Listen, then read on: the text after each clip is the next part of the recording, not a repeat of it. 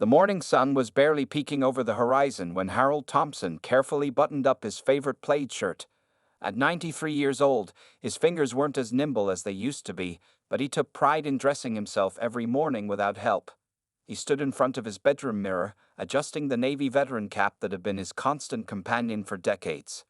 The blue fabric was faded, and the golden anchor emblem had lost some of its shine, but to Harold, it was more precious than any crown. Living alone in his small house on Maple Street wasn't always easy, but Harold had developed a routine that kept him going. His neighborhood, Millbrook, was a quiet town where everyone knew each other. The kind of place where people still said good morning to strangers and children played freely in their front yards. Every morning, without fail, Harold would begin his 3-block journey to Pete's Diner at exactly 7:15 a.m. He moved slowly, using his wooden cane for support, but he never complained about the walk. The exercise, he would tell anyone who offered him a ride, kept him young at heart.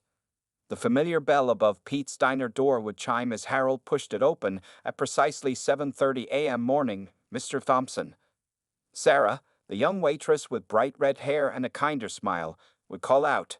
She already had his regular coffee cup ready, black with just a hint of sugar, served in the blue mug he'd been using for the past 15 years. "Table 7 is waiting for you, sir," Sarah would say, even though everyone knew Harold wouldn't sit anywhere else. Table 7 had the perfect view of both the street and the kitchen, and the morning sun wouldn't get in his eyes. More importantly, it was the table where he could easily share his stories with anyone willing to listen. The other regular customers at Pete's had grown used to Harold's presence. There was Bob the mailman, who always stopped by for a quick breakfast before starting his route. Mary, the elementary school teacher, would come in early to grade papers while enjoying her morning pancakes. And then there were the high school students who would drop by for coffee before classes, always showing respect to the old veteran. What made Harold special wasn't just his age or his veteran status. It was the way he connected with people. When children would point at his cap and ask questions, he'd share stories about his time in the Navy, carefully choosing tales that would inspire rather than frighten. He would tell them about the importance of friendship, loyalty, and standing up for what's right. "You see this cap?" he would often say to the young ones, touching the worn brim gently. "It represents not just me, but all the brave men and women who served our country. Some of them never came back home, and that's why we must remember them." Pete, the diner's owner, had known Harold for over 2 decades. Every morning, he would emerge from his kitchen to share a few words with the old veteran. "Mr. Thompson," Pete would say, "you're as regular as my wall clock. I can set my watch by your arrival." Harold would always respond with the same gentle smile and say, "When you've served in the military as long as I have, Pete, being on time becomes part of who you are." On this particular morning, everything seemed normal. Harold sat at his usual table, sipping his coffee and enjoying his daily breakfast of 2 eggs over easy, wheat toast, and a small bowl of oatmeal with raisins. The morning sunlight streamed through the large windows, creating a peaceful atmosphere in the diner. Little did Harold know that this ordinary morning would mark the beginning of an extraordinary chapter in his life. As he sat there, enjoying the familiar comfort of his daily routine, none of the diner's patrons could have guessed that their beloved veteran would soon face a challenge that would test not just his patience, but also reveal a side of him that nobody in Millbrook had ever seen. Sarah refilled his coffee cup one more time, and Harold thanked her with his usual politeness. Outside, the town was coming to life, and the peaceful scene gave no indication of the events that were about to unfold. Events that would change not only Harold's life, but the entire community of Millbrook forever. On a warm Tuesday morning, the peaceful atmosphere of Millbrook changed forever. The rumbling sound of motorcycle engines shattered the usual quiet of Main Street. Harold Thompson looked up from his coffee cup at Pete's Diner as 5 large motorcycles pulled into the parking lot, their chrome parts gleaming in the morning sun. The bikers were dressed in black leather jackets with a fierce-looking wolf logo on the back. Their leader, a tall man with a thick beard and dark sunglasses, walked into the diner first. The bell above the door jingled nervously, as if even it sensed something was different today. Sarah, the waitress, nearly dropped her coffee pot when all 5 bikers squeezed into the booth next to Harold's regular table. Their loud voices and rough laughter filled the small diner, making other customers uncomfortable. Mrs. Jenkins, who usually enjoyed her morning crossword puzzle in peace, quickly paid her bill and left. "Hey, look at the old-timer with his fancy hat," one of the bikers said loudly, pointing at Harold's Navy veteran cap. Harold tried to ignore them, focusing instead on his breakfast, but their laughter grew louder. Pete emerged from his kitchen, wiping his hands on his apron. He could sense the tension in his diner. "Gentlemen," he said to the bikers, "welcome to Pete's. Can I get you something to eat?" The leader of the group, who called himself Wolf, ordered breakfast for everyone in a voice that seemed to dare anyone to object.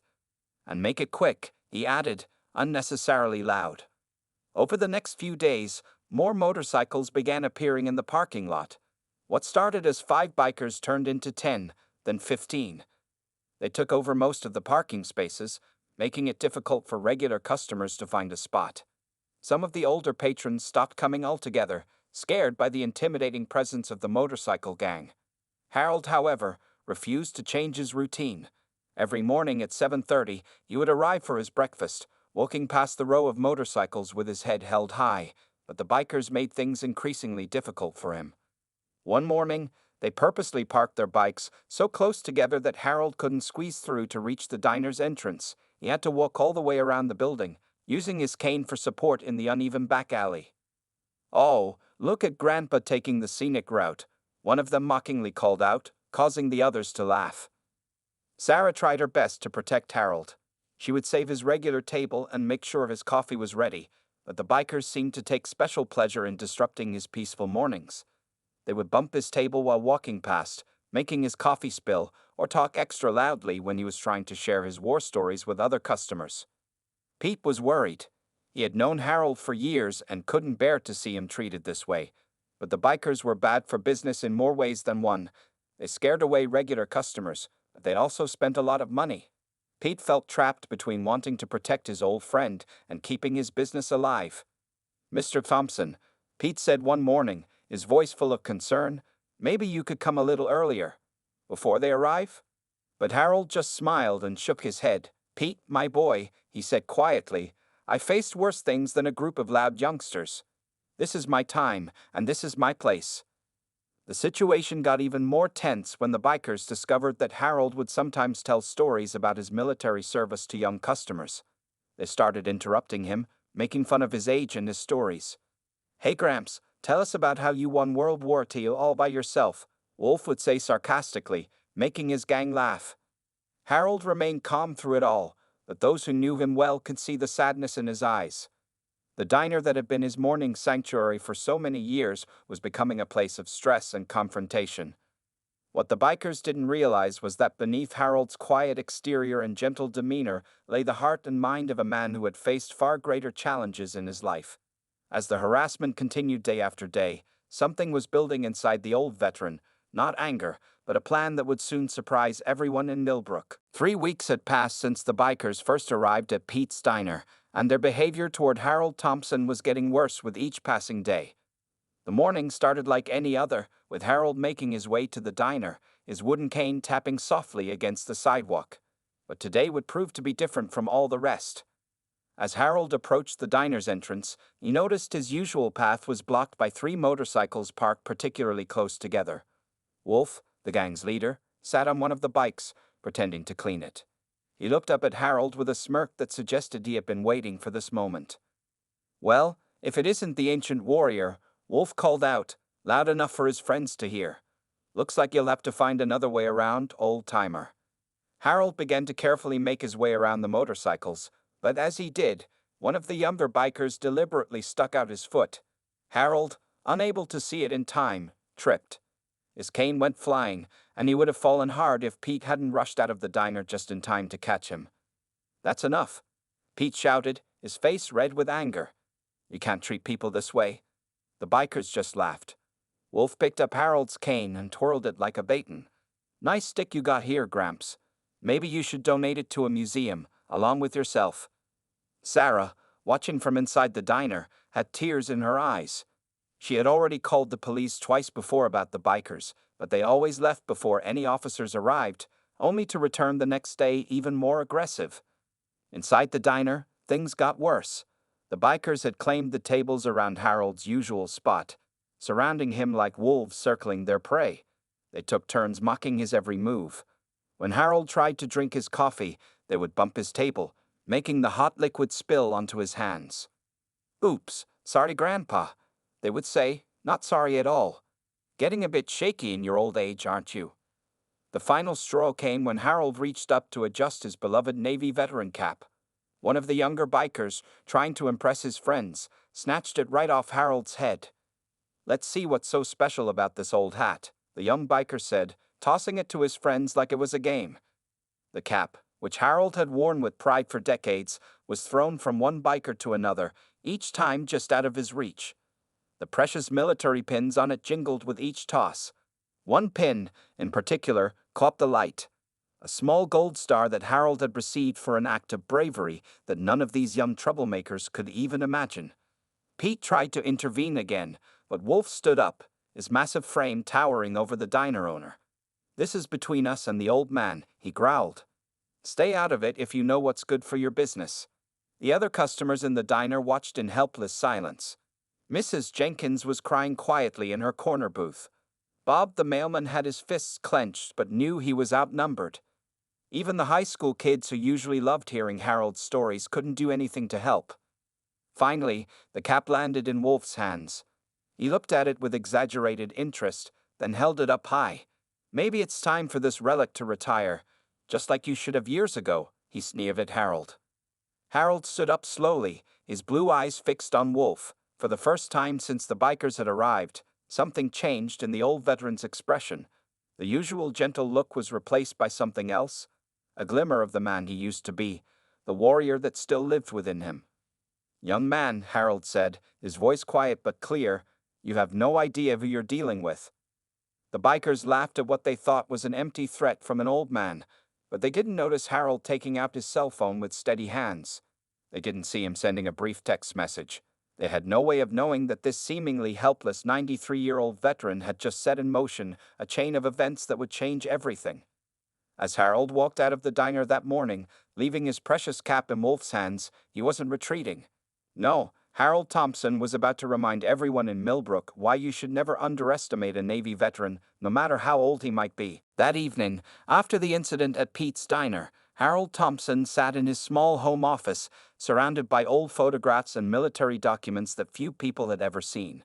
His hands moved slowly across a dusty wooden chest that hadn't been opened in years. With careful movements, he lifted the heavy lid. Inside, perfectly preserved, lay the evidence of a life that would have shocked everyone in Millbrook. Harold pulled out a black and white photograph showing a much younger version of himself, standing tall and strong in front of a group of tough-looking men. The words "Navy SEAL Training Command, Lead Instructor Thompson, 1960" were written on the back. Sarah, who had come to check on Harold after her shift, stood in the doorway with wide eyes. She had brought him some soup, worried that he hadn't eaten properly after leaving the diner that morning. Now she couldn't believe what she was seeing. "Mr. Thompson," she gasped, looking at the medals and certificates spread across his desk. "You are a Navy SEAL instructor?" Harold nodded slowly, picking up a gold medal that gleamed even after all these years.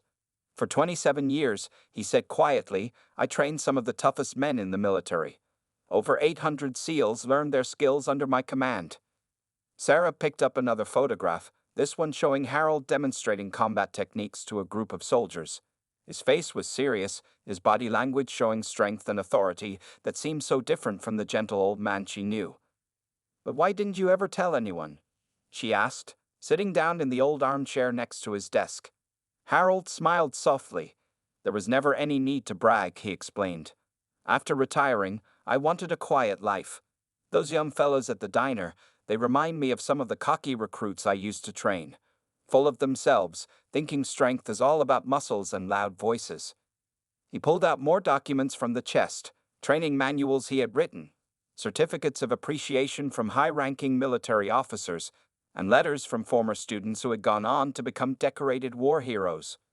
"You see this?" Harold held up a worn piece of paper. "This is a letter from Admiral Richardson. He was one of my students in 1965. Last I heard, he was helping run the entire Pacific Fleet."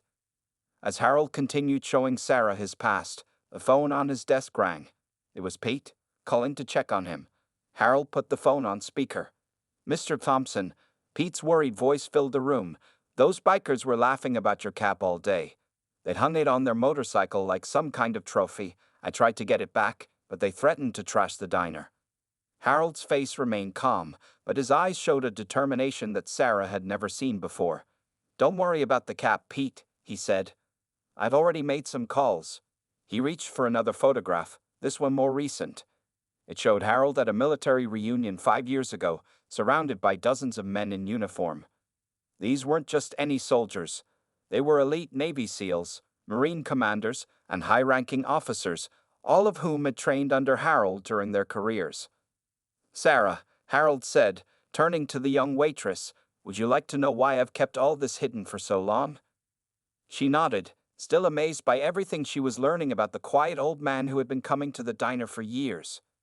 "Because true strength isn't about showing off or bullying others," he explained, his voice growing stronger. "It's about knowing when to use your power, and more importantly, when not to use it." Harold picked up his phone and looked at the text messages he had sent earlier that day. The responses were already coming in, dozens of them. His former students, now high-ranking military officers, were all replying with the same message. "We're coming, sir." "Those young men at the diner think they know something about brotherhood and respect," Harold said, a slight smile forming on his lips. "Tomorrow morning, they're going to learn what those words really mean." Sarah looked at the messages flooding Harold's phone, then at the photographs of the tough, skilled soldiers he had trained. She suddenly realized that tomorrow's breakfast at Pete's Diner was going to be very different from anything Millbrook had ever seen. The next morning arrived with an unusual fog covering Millbrook. Harold Thompson woke up earlier than usual, at 5:30 a.m. He stood in front of his mirror, not wearing his usual plaid shirt, but instead putting on a crisp blue uniform that still fit perfectly after all these years. On the chest of the uniform were rows of medals that told stories of bravery and service. His phone had been buzzing all night with messages. "ETA 700 hours, read one." "Coming in from Fort Bragg," said another. "Bringing the whole squad, sir," mentioned a third. Harold smiled as he read each message, knowing that his former students had not forgotten him. At 6:45 a.m., Harold heard the first helicopter, then another and another. The sound of military vehicles approaching town broke the morning silence. Black SUVs with government plates began parking quietly around Pete's Diner. Men in uniform emerged from these vehicles, moving with the disciplined precision that Harold had taught them years ago. Meanwhile, the bikers were already at the diner, having arrived early to claim their usual spots. Wolf had Harold's navy cap hanging from his motorcycle's handlebar like a trophy. The gang was laughing and joking, not paying attention to the gathering force around them. Sarah arrived for her morning shift and gasped when she saw the scene unfolding. Dozens of military vehicles were parked strategically around the diner. She recognized several high-ranking officers from the photographs Harold had shown her the night before. At exactly 7:15 a.m., Harold began his walk to the diner. But this time he wasn't alone. As he turned the corner onto Main Street, two lines of Navy SEALs in full-dress uniform formed behind him. Among them were commanders, captains, and even an admiral. Each step they took was perfectly synchronized, their shoes clicking against the pavement in unison. The bikers inside the diner began to notice something was different. The regular customers, who had arrived early to witness what was about to happen, sat quietly with knowing smiles. Pete stood in his doorway, watching with pride as Harold approached. Wolf and his gang stepped outside, curious about the commotion. Their faces showed confusion as they saw Harold approaching in his decorated uniform, followed by what looked like an entire military command. "What's all this supposed to be?" Wolf asked, trying to sound tough but his voice cracking slightly. Harold stopped a few feet from Wolf. Behind him stood Admiral Richardson, now a powerful military leader but once a young recruit who had learned everything he knew from Instructor Thompson. Next to him was Commander Martinez, who had become a legendary SEAL team leader using the techniques Harold had taught him. "Son," Harold said to Wolf, his voice clear and commanding, "that cap you're treating like a toy. I'd earned it training men who became heroes. Men who are now standing behind me." The Admiral stepped forward. "That's not just any veteran you've been disrespecting," he said, his voice carrying the authority of his rank. "This is Master Chief Instructor Thompson, the man who taught me and everyone here how to be not just soldiers, but men of honor." Wolf looked around, suddenly realizing he was surrounded by some of the most elite military personnel in the country. His gang members began backing away, their usual bravado completely gone. "Sir," Wolf stammered, quickly grabbing Harold's cap from his motorcycle, "I didn't know." But Harold raised his hand, stopping Wolf mid-sentence. The old veteran's eyes weren't angry. They were filled with something else, disappointment and wisdom. "Young man," Harold said, "you don't need to fear these men behind me. They're not here for revenge. They're here to show you what real brotherhood looks like, what respect truly means." The bikers stood frozen as more military vehicles arrived. Marine Corps officers, Navy commanders, and active duty SEALs continued to gather, forming a circle around the diner. Each of them had a story about how Harold Thompson had changed their lives, had taught them not just about fighting, but about honor, dignity, and real strength. Pete opened the diner's door wide, and the morning sun broke through the fog, shining on the medals adorning Harold's uniform. The moment had come for everyone in Millbrook to learn who Harold Thompson really was, and more importantly, to teach some young bikers a lesson they would never forget. The scene at Pete's diner that morning was unlike anything Millbrook had ever seen. As Harold Thompson stood in his decorated uniform, surrounded by elite military personnel, the atmosphere was charged with anticipation. The bikers, including their leader Wolf, remained unusually quiet. Admiral Richardson stepped forward, his voice carrying across the parking lot. "Pete," he called out to the diner owner, "I believe we'll all be having breakfast this morning. Some of us have traveled quite far to share a meal with our old instructor." Pete, still amazed by the scene unfolding in front of his diner, nodded quickly. "Yes, sir, coming right up." The sight was extraordinary. Navy SEALs in their dress uniforms, Marine commanders, and other high-ranking officers began filing into the small diner. Sarah, the waitress, watched in awe as these powerful military leaders treated Harold with incredible respect, each one stopping to salute him before entering. "Master Chief Thompson," a tall commander said, "I brought something for you." He held out a small wooden box. Inside was a rare Navy Cross medal, one of the highest honors in the military. "You earned this back in '62, but you were too humble to ever wear it. We think it's time everyone knew." Harold accepted the box quietly, his eyes showing emotion he rarely displayed. The bikers watched this exchange with growing understanding and shame on their faces. "Would you like to join us for breakfast?" Harold suddenly asked Wolf and his gang, surprising everyone. "There are some stories you might want to hear." Wolf, who had been holding Harold's cap nervously, stepped forward. "Sir," he said, his voice different from his usual mocking tone, "I believe this belongs to you." He handed the cap back with trembling hands. Inside the diner, every table was filled with a mix of military personnel and bikers. Sarah rushed around with coffee pots, listening in amazement as the officers shared stories about Harold's teaching days. "You see that move you bikers use to kickstart your motorcycles?" one SEAL commander said to the gang members. "Harold here taught us a similar technique for underwater combat. Saved my life twice in Operation Desert Storm." Another officer spoke up. "Remember the time you made us swim 5 miles in freezing water, Master Chief?" he asked Harold. "We thought you were being tough on us, but that training helped my entire team survive a mission gone wrong in '85. Wolf and his gang sat quietly, their faces showing a mix of embarrassment and growing respect. They learned how Harold had not only trained elite forces, but had also developed combat techniques still used by special forces today. "Sir," Wolf finally spoke up, addressing Harold, "I had no idea. My father was a Marine, and he used to tell me about a legendary instructor who changed his life. Could it have been?"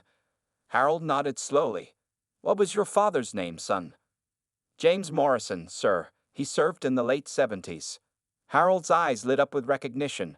"Ah, Jimmy Morrison, tough as nails, but always helped the struggling recruits. He was one of my best students."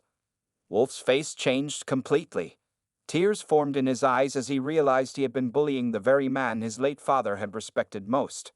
The breakfast continued for hours, the diner filled with stories of bravery, sacrifice, and brotherhood.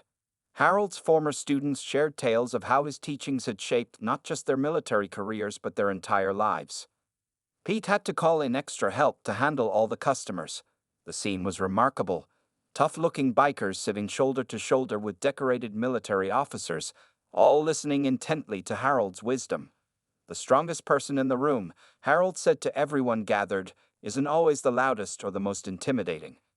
True strength comes from how you treat others, especially those who can't defend themselves. Sarah watched as Wolf and his gang members nodded in agreement, their previous arrogance replaced by genuine respect and attention. The transformation was remarkable. As the morning went on, something unexpected began to happen. The barrier between the bikers and the military men started to fade. They found common ground in their stories of service, brotherhood, and the search for purpose in civilian life. What had started as a tense confrontation was turning into something nobody had expected. The beginning of understanding and respect between two very different groups of people, all thanks to a 93-year-old veteran who had chosen to respond to bullying not with anger, but with wisdom. A week had passed since the remarkable morning at Pete's Diner. The town of Millbrook had completely changed. The story of Harold Thompson, the legendary Navy SEAL instructor, had spread throughout the community, turning him into a local hero. But the biggest change was seen in Wolf's motorcycle gang. On this particular morning, Harold arrived at the diner to find something unexpected. The bikers were there, but instead of blocking his path, they had cleared a special parking spot just for him. A handmade sign read, "Reserved for Master Chief Thompson." Wolf stepped forward to greet Harold, no longer wearing his intimidating leather jacket. Instead, he wore a clean button-up shirt with a small pin on the collar, his father's Marine Corps emblem.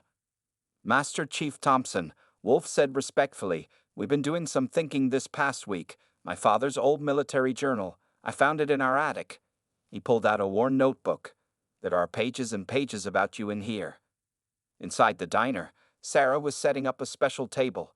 The bikers had pushed several tables together, creating one long space where they could all sit together. The walls of the diner had changed too. Pete had created a special corner dedicated to Harold's service, displaying photographs that the military officers had shared. As Harold sat down, Wolf opened his father's journal and began to read. April 15, 1978. Today, Instructor Thompson taught us more than just survival techniques. He showed us what it means to be a real leader. When Martinez couldn't complete the underwater training, instead of kicking him out, Thompson spent extra hours helping him. That's the kind of man I want to become. Tears formed in Wolf's eyes as he read his late father's words. The other bikers listened quietly, many of them veterans themselves who had lost their way after leaving the service. "Sir," Wolf continued, his voice shaking slightly, "my father passed away 5 years ago. Reading his journal, I realized I've dishonored everything he believed in. Everything you taught him." The other gang members nodded in agreement. One of them, a younger biker named Tommy, spoke up. "We all served," he said. "Different branches, different times. But we came home feeling lost. We thought being tough and scary would make us feel strong again." Harold listened carefully, sipping his morning coffee, which now appeared at his table exactly the way he liked it, served by the same bikers who had once mocked him. "The way you handled us, sir," another biker added, "not with force, but with dignity. It reminded us of what real military leadership looks like." Sarah watched from behind the counter as more revelations came out. Many of the bikers shared their own stories of military service, stories they had buried beneath their rough exteriors. Some had served in Iraq, others in Afghanistan. Each one carried memories they had tried to forget by creating this tough guy image. Pete emerged from the kitchen with a special breakfast. He had prepared military-style hash browns and eggs, a tribute to Harold's service days. The bikers had specially requested it, wanting to experience a taste of the military life they had once known. "Master Chief," Wolf said, standing up straight, "we have a proposition for you. Our motorcycle club. We want to change its purpose. Instead of causing trouble, we want to support veterans in the community. Would you? Would you consider being our advisor?" The other bikers straightened up in their seats, looking at Harold hopefully. These were no longer the intimidating troublemakers of a week ago. They were men searching for the structure, purpose, and brotherhood they had lost after leaving the service. Harold looked around the table at each face. He saw beyond their tough exteriors to the soldiers they had once been and could be again. In their eyes, he recognized the same look he had seen in thousands of young recruits over his years of training, the desire to be part of something meaningful. Boys, Harold said, his voice carrying the same authority that had guided countless SEALs. Sometimes the biggest act of courage is admitting when you've been wrong and choosing to change course. The diner fell silent, everyone waiting for Harold's answer to their proposal. What they didn't know was that Harold had already seen this transformation coming. After all, he hadn't spent decades training America's elite forces without learning to see the potential in even the most challenging recruits. 6 months had passed since that memorable morning at Pete's Diner when Harold Thompson faced down a gang of bikers with an army of elite military personnel. The scene at the diner today was completely different from what it had been half a year ago. The motorcycle club, once known for causing trouble, had transformed into the Veterans' Guardian Angels, with Harold serving as their honorary leader and mentor. Their leather jackets now displayed a new patch, an angel's wing combined with military dog tags, designed with Harold's guidance.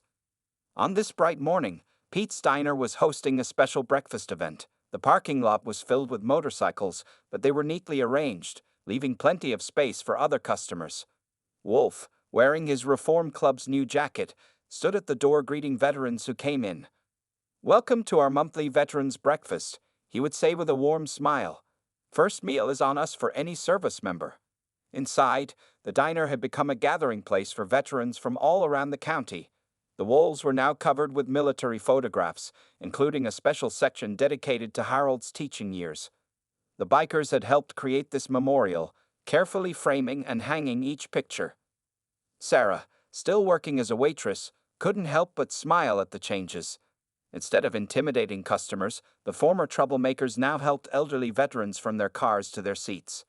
They listened respectfully to war stories and offered support to younger veterans struggling with civilian life. "Master Chief," Wolf called out as Harold entered the diner. "We got great news. The veteran housing project we discussed. The city council approved it this morning." The club had been working for months on a project to convert an old building into affordable housing for homeless veterans. It was Harold's idea, but the bikers had done all the hard work, attending council meetings, organizing fundraisers, and volunteering their time for renovation work. Tommy, the youngest member of the club, rushed up to Harold with excitement. "Sir, remember that Vietnam veteran we found living under the bridge last month? He moved into his new apartment yesterday. Even found him a job at the local garage." Harold sat at his usual table, now marked with a small brass plaque reading, "Master Chief Thompson's Table." The morning sun streamed through the windows, highlighting the medals and commendations that now decorated the diner's walls. Pete emerged from the kitchen with a special breakfast platter. "The usual, Master Chief," he said proudly. "And wait till you hear about what your boys did yesterday." The boys, as everyone now called the former gang members, had spent the previous day helping a widow of a World War II veteran repair her roof. They had also established a regular program to help military families with home repairs and maintenance. "You know, sir," Wolf said, sitting down across from Harold, "my father would be proud of what we've become." In his journal, he wrote about how you always said that true strength is measured by how we help others. The diner was now full of life and positive energy. Every Sunday, the club organized motorcycle rides to raise funds for veteran causes. They had become known throughout the state for their work with PTSD support groups and their dedication to helping military families in need. Harold looked around at the scene before him. The once rowdy bikers were now respected community leaders. They had found purpose in serving others, just as they had done in their military days. Their tough exterior remained, but it now protected those who needed help rather than intimidating the weak. "Master Chief," a young veteran called from across the diner, "the nightmares I told you about. They're getting better since I joined the support group. Thank you for showing these guys how to help people like me." As Harold enjoyed his breakfast, surrounded by the positive changes he had helped create, he remembered that morning 6 months ago when he had made the choice to respond to bullying with wisdom rather than anger. That decision had not only transformed a group of lost souls, but had also created a support system for veterans that was changing lives every day. Sarah refilled Harold's coffee cup and whispered, "Mr. Thompson, who would have thought that those scary bikers would become Millbrook's guardian angels?" Harold smiled, watching as his boys continued their morning routine of serving others. Sometimes, he replied softly, "The people who seem the most lost are just waiting for someone to show them the way home." The morning sun continued to shine through Pete Steiner's windows, illuminating not just the medals and photographs on the walls, but also the faces of men who had found their true purpose, not in intimidation and fear, but in service and brotherhood, just as their mentor had taught them so many years ago.